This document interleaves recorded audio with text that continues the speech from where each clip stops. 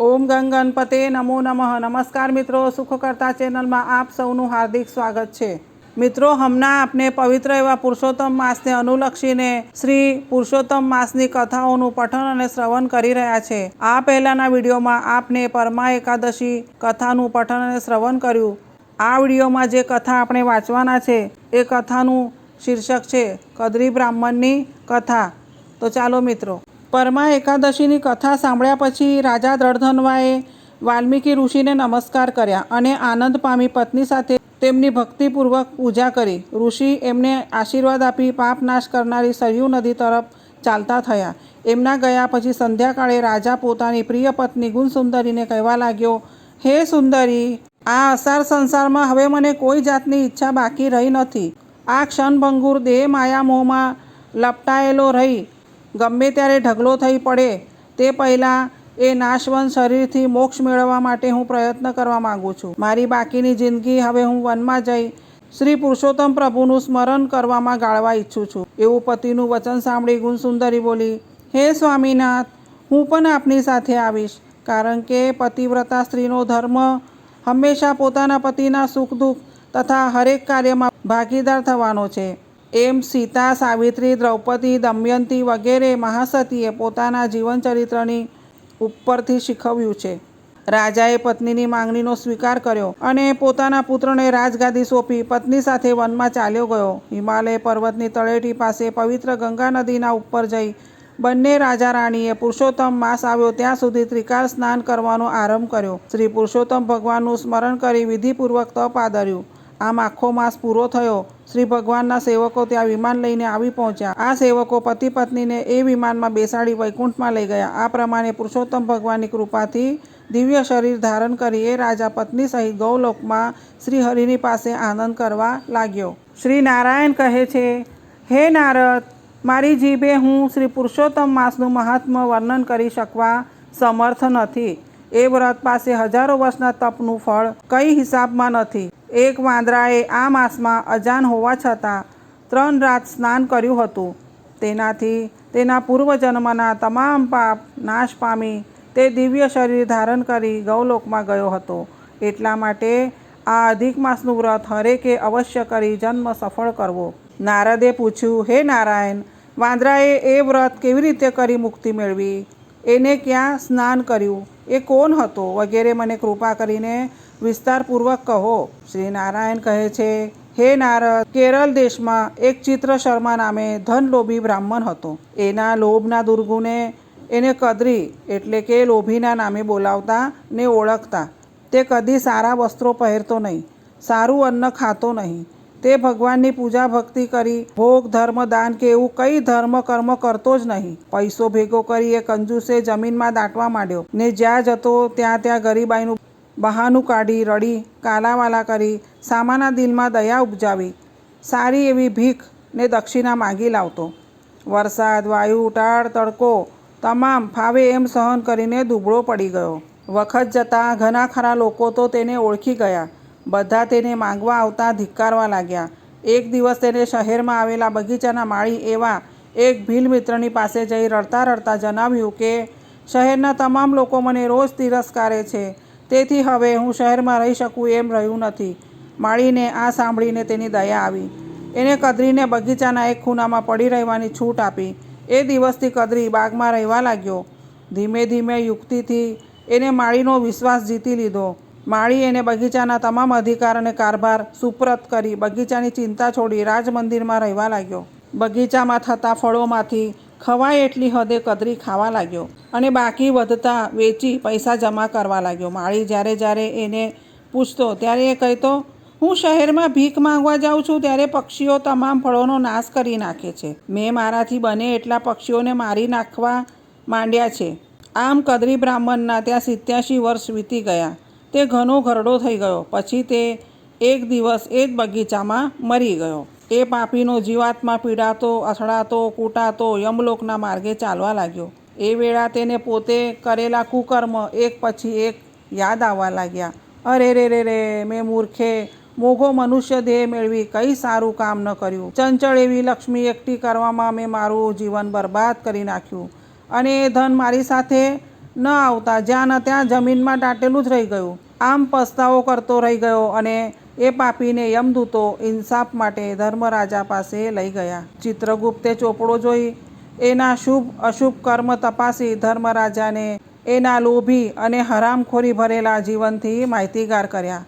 માળીનો વિશ્વાસઘાત કરી બગીચાના પાકા ફળો પોતે ખાઈ વેચી નાખતો ધન ભેગું કરનાર આ કદ્રી ઉપર ચોરી ને વિશ્વાસઘાતના 2 ગુના લાગુ પડ્યા. એટલે ધર્મરાજા કોપાયમાન થઈ બોલ્યા, લોભના અપરાધ માટે પ્રથમ એને પ્રેત યોનિમાં નાખો, પછીથી ફળોની ચોરી માટે પ્રથમ એને 1000 વર્ષ સુધી વાનર યોનિમાં નાખો. વિશ્વાસઘાતના અપરાધની સજા આ શિક્ષાઓ ભોગવ્યા પછી જ આપવામાં આવશે. ધર્મરાજાના હિસાબ મુજબ એ કદ્રી બ્રાહ્મણને ફળ જળ કંઈ મળે નહીં. એવો ઘોર જંગલમાં પ્રેત યોનિમાં નાખવામાં આવ્યો. એ જિંદગી લાંબો વખત ગાળી પછીથી ચોરીના પાપની સજા સહન કરવા એ વાંદરો થઈને જન્મ્યો. મનોહર જંબુદ્વીપમાં કલિંજર નામનો પહાડ છે. તેની શીતળ અને સુગંધિત ઘટામાં દેવરાજ ઇન્દ્રનો ઉત્તમ કુંડ છે. પૂર્વે તે જગ્યાએ દૈત્યના ભયથી દેવો મૃગ બની એમાં સ્નાન કરતા હતા. તેથી તેનું નામ મૃગતીર્થ પડેલું છે. એ ઠેકાણે કદ્રી બ્રાહ્મણ વાનર યોનિમાં જન્મ્યો. નારદ પૂછે છે, હે નારાયણ, એ પાપી વાનર પવિત્ર મૃગતીર્થમાં કેવી રીતે જન્મ્યો? નારાયણ કહે છે, હે નારદ, ચિત્રકુંડળ નામે એક વૈશ્ય હતો. તેની પતિવ્રતા સ્ત્રીનું નામ તારકા હતું. એ પતિ પત્નીએ પુરુષોત્તમ માસનું વ્રત કરી તેની પૂર્ણાહુતિની ઉજવણીના દિવસે વિદ્વાનને ગુણવાન બ્રાહ્મણોને દાન આપવા બોલાવ્યા. એમાં ધનલોભી કદ્રી બ્રાહ્મણ પણ આવી ચડ્યો. અન્ય બ્રાહ્મણો દાન દક્ષિણા લઈ ઘેર ગયા. ત્યારે વગર આમંત્રે ત્યાં આવેલો કદ્રી રડતો રડતો ચિત્રકુંડળ પાસે ગયો અને તેના તથા તેની પત્નીના પુષ્કળ વખાણ કરી પોતાને પણ ધન આપવા વિનંતી કરી. ચિત્રકુંડળે તેને ખૂબ ધન આપી રાજી કર્યો. એને લઈ જઈ તે લોભીએ જમીનમાં દાટી દીધું. કદ્રી બ્રાહ્મણે ધન લેવાની દાનતથી પણ ત્યાં આવીને તે દિવસે પુરુષોત્તમ માસની સ્તુતિ કરી. એના ફળથી એને મૃગતીર્થમાં વાનરનો જન્મ મળ્યો. આમ પુરુષોત્તમ ભગવાનનું દર્શન તથા સ્તવન ધનનો લોભ કરવા છતાં પણ તેને તીર્થ સેવાનું ફળ મળ્યું. તો પછી શ્રદ્ધાથી ભગવાનનું વ્રત પૂજન કરનારને શું ન મળે? જે વખતે અયોધ્યાપતિ રાજા દશરથના પુત્ર શ્રી રામચંદ્રજીએ સાગર ઉપર પુલ બાંધી લંકાપતિ રાવણને માર્યો અને પતિવ્રતા સતી સીતાજીનો સ્વીકાર અગ્નિ પરીક્ષા કીધા પછી જ કીધો. એ વેળા બ્રહ્મા, શિવ, ઇન્દ્ર આદિ દેવોએ રાવણના વધથી ખુશ થઈ શ્રીરામને વરદાન માંગવા કહ્યું. ત્યારે રામચંદ્રજી બોલ્યા, હે દેવતાઓ, મારા પક્ષના જેટલા વીર વાનરો આ યુદ્ધમાં રાક્ષસના હાથે હણાયા છે તે તમામને અમૃત છાંટી સજીવન કરો. દેવતાઓએ શ્રી રામચંદ્રજીની ઈચ્છાને માન આપી તેમ કર્યું. એ બધા સજીવન થઈ શ્રીરામને પગે પડ્યા. ત્યારે સીતાપતિ બોલ્યા, હે વાનરો, હવે તમે સૌ તમારે સ્થાને જાઓ. હું તમને આશીષ આપું છું કે તમે જે વનમાં જઈને રહેશો તે વન સદા ફળ, ફૂલ તથા પાંદડાઓથી ભરચક રહેશે. નદી તથા સરોવરો સુંદર સ્વચ્છ પાણીવાળા રહેશે. શ્રી ભગવાનના એવા વરદાનના પ્રભાવથી જ્યાં જ્યાં એ વાનર જાતિ રહે છે ત્યાં વનમાં સર્વત્ર પ્રફુલ્લતા રહે છે. અને એટલા માટે જ આ મૃગતીર્થમાં કદ્રીમાંથી જે વાનર થયો એને પરમાત્માના સર્વત્ર લીલા લહેરના દર્શન થયા. ભગવાન બોલ્યા, છતાં કરેલ કર્મ તો પ્રત્યેકને ભોગવવા જ પડે છે. કરેલા કર્મનો નાશ કદાપી થતો નથી એવું વેદ વાક્ય છે. એટલે એ વાનર એ વનમાં પર્વતની માફક વધવા અને ભૂખ તરસથી વિવળ થઈને આમ તેમ ફરવા લાગ્યો. આમ થવાનું કારણ જન્મથી જ તેના મોઢામાં પિત્તની પીડા થઈ હતી, જેથી તેના મોઢામાંથી રાત દિવસ લોહી પરવું ઝરતું હતું. એને લઈને એ કંઈ જ ખાઈ શકતો નહીં. વળી દુઃખના લીધે એક જગ્યાએ બેસી પણ શકતો નહીં. એક ઝાડ પરથી બીજા ઝાડ પર કૂદકા મારતા તે એક દિવસ જમીન ઉપર પટકાયો. તેના હાડકાં ભાંગી ગયા. ભૂખ તરસથી તે તડફડવા લાગ્યો. આમ નિરાધાર રહી દિવસ કાઢતા પુરુષોત્તમ માસ આવ્યો. એ મહિનામાં કૃષ્ણ પક્ષમાં એક દિવસ પુષ્કળ તરસ લાગવાથી મૃગતીર્થ કુંડ પાસે ગયો, પણ તેનું અમૃત સરખું પાણી પણ તે પી શક્યો નહીં. છતાં વાનરહટના જાતિના સ્વભાવને લીધે તે ઊંચા ઝાડ પર ચડ્યો અને બીજા વૃક્ષની ઉપરથી કૂદકો મારવા જતાં ઓચિંતો એ કુંડમાં પડ્યો. ધીમે ધીમે એ કુંડમાંથી બહાર આવી બેશુદ્ધ થઈ કિનારે પડ્યો. 4 દિવસ ત્યાં એમને એમ પડી રહ્યો ને 5મા દિવસે તેને તીર્થ કિનારે પ્રાણ છોડ્યા. પવિત્ર કુંડમાં અનાયાસે પણ સ્નાન કરવાથી એના પાપ ધોવાઈ ગયા. એને દિવ્ય શરીર પ્રાપ્ત થયું. વળી એને આખો પુરુષોત્તમ માસ અન્ન પાણી લીધા વિના ગાળ્યો હતો. એટલે શ્રી વિષ્ણુ ભગવાનના દૂતો વિમાન લઈને એને વૈકુંઠમાં લઈ જવા માટે હાજર થયા. આથી વિસ્મય પામી એ વાનરમાંથી દેવ થયેલો આત્મા ભગવાનના દૂતોને પૂછવા લાગ્યો, કૃપા કરી મને કહેશો કે મેં એવું તે શું પુણ્ય કીધું છે કે જેને લીધે મને માન અને વૈભવ મળે છે? કદ્રી કહે છે, હે વિષ્ણુદૂતો, મારા જેવા અઘોર પાપીના અગણિત પાપોનો નાશ એકાએક કેવી રીતે થયો? એ સાંભળી શ્રીહરિના દૂતો કહેવા લાગ્યા, શ્રી વિષ્ણુ ભગવાનને અત્યંત પ્રિય એવા પુરુષોત્તમ માસનું વ્રત આપે અત્યંત કષ્ટ સહન કરીને કીધું છે. મુખમાં રોગ હોવાથી વાનર રૂપમાં તમે અજાનપણે નિરાહારી રહી પુરુષોત્તમ ભગવાનને પ્રસન્ન કીધા છે. વૃક્ષ ઉપરથી ફળ તોડી જમીન ઉપર નાખી બીજા માણસોને તેનાથી તૃપ્ત કરી તમે પરોપકારનું પુણ્ય મેળવ્યું છે. વનમાં ટાળ તડકો વાયુ વગેરે સહન કરી સુંદર મહાતીર્થમાં સ્નાન કર્યું છે. એનાથી તમારો જન્મ સફળ થયો છે. એ વ્રતના જેવું ઉત્તમ બીજું કોઈ વ્રત નથી. આ પૃથ્વી પર માણસનો જન્મ મળવો મુશ્કેલ છે અને એ જન્મ મેળવી શ્રી પુરુષોત્તમ ભગવાનનું સેવન કરે છે તે વ્યક્તિ ભાગ્યશાળી અને પુણ્યશાળી બને છે. આ બધું સાંભળી તે દિવ્યધારી વાંદરો ખૂબ જ આનંદ પામ્યો.